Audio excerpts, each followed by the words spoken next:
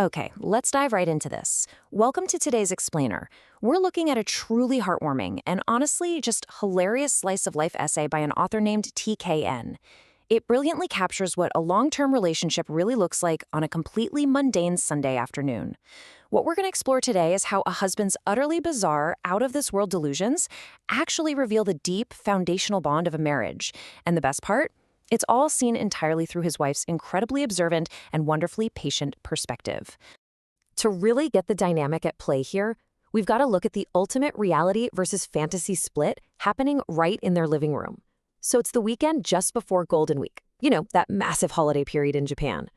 On one side, we have the wife's reality. She's staring down a literal mountain of laundry and the always tedious seasonal wardrobe change. But on the other side, well, the husband has a completely different task. He has completely taken over the living room, hit play on his remote, and is now intensely focused on watching over the piece of the galaxy. Yeah, he's not doing chores. He is full-on playing Rebel Commander. Which brings us to Section 1, a weekend full of gaps. The author paints just a perfect picture of the vibe here.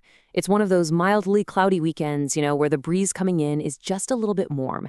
And because a major holiday is right around the corner, the air in the house feels kind of restless, slightly floating. But man, there is a massive gap in how this couple is actually experiencing this same Sunday. While the wife is firmly planted on Earth, dealing with fabric and folding, the husband is blasting off into hyperspace. And when I say blasting off, I mean he is fully committed. He proudly declares his binge-watching the entire Star Wars saga, and he's meticulously doing it in theatrical release order. Morning is episode 4, late morning is 5, noon is 6, before jumping to 1, 2, and 3 in the afternoon. The author points out how rigid he is about this specific detail. I mean, he's just sitting there pushing buttons on a remote, but the absolute look of satisfaction on his face, he honestly looks like a true military strategist. So as the marathon rolls on, the wife is watching her husband get entirely swept up in the emotion of the movies. Like during that famous meadow date scene with Padme, he audibly reacts and actually says, "It makes me blush." The wife just observes that on this lazy Sunday, only her husband's cheeks are glowing with the blush of youth. But the really funny part? Immediately after genuinely blushing, he logically self-corrects. He points out that, well, nobody actually goes on dates in empty meadows in reality, and then he blushes again at his own realization. The guy is very busy, emotionally speaking. Now, what's really interesting is Section 2, the chain of questions. Because right after that, his emotional investment suddenly flips into hyperlogical, critical observation. The romance fades out and the inner scientist wakes up. He starts rapid-firing off these specific hatnas, or questions. Number 1, if they're in space, why are people walking around normally inside the spaceships? Shouldn't there be zero gravity? Number 2, if Jedi have the Force, why on earth do they even bother fighting with lightsabers? And number 3, why are there loud explosion sounds during space battles when space is a literal vacuum? The wife describes just calmly folding the laundry while quietly watching her husband's mental bulletin board fill up with all these threads. He even admits to himself that the opening crawl literally says a long time ago in a galaxy far, far away, so it's a fantasy. Yet he is meticulously picking apart the sci-fi physics with more detail than a medical checkup. Building up to Section 3, the Death Star cleanup problem. So, after all these rapid-fire nitpicks about gravity and sound, the husband suddenly goes completely silent. The wife is just waiting, knowing something grand is brewing. His thoughts leap all the way from basic movie physics to massive intergalactic environmental issues, and he drops this. What do we do with the space debris after destroying the Death Star? I mean, just let the scale of that question sink in for a second. It is a peaceful, mildly cloudy Sunday afternoon. They have a holiday coming up, and this guy is sitting on his sofa genuinely stressed out about the galactic waste management logistics of a fictional moon-sized battle station exploding. The wife's internal monologue here is just brilliant. She totally gets his logic, but she gently notes that they really don't need to shoulder the burden of the galaxy's environmental crises in their living room right now. So how exactly does she respond to this massive intergalactic dilemma? She simply says, "Let's start by cleaning up our cardboard trash." Boom!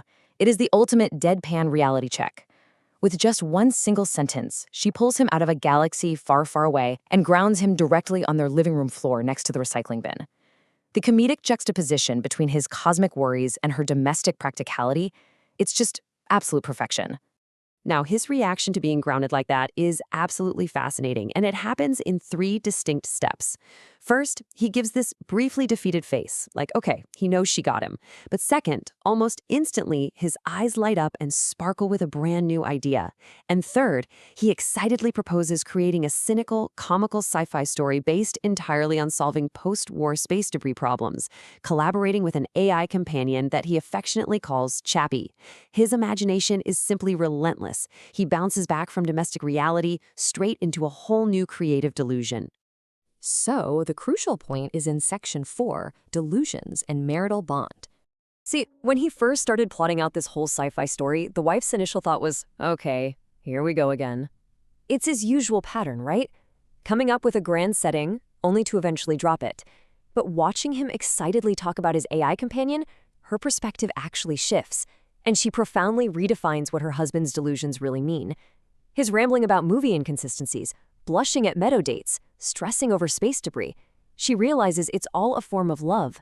She figures out that when he throws these wild ideas into the air, he isn't actually looking for her to provide a perfect logical answer. He is simply looking for a partner. He just wants someone to sit beside him, listen to his imagination run wild, and essentially say, go ahead, keep telling me the story. His delusions aren't an annoyance at all. They're a request for connection. Their dynamic, as the weekend rolls on, is perfectly balanced. Their holiday plans might still be a total blank slate, but look at where their focuses lie.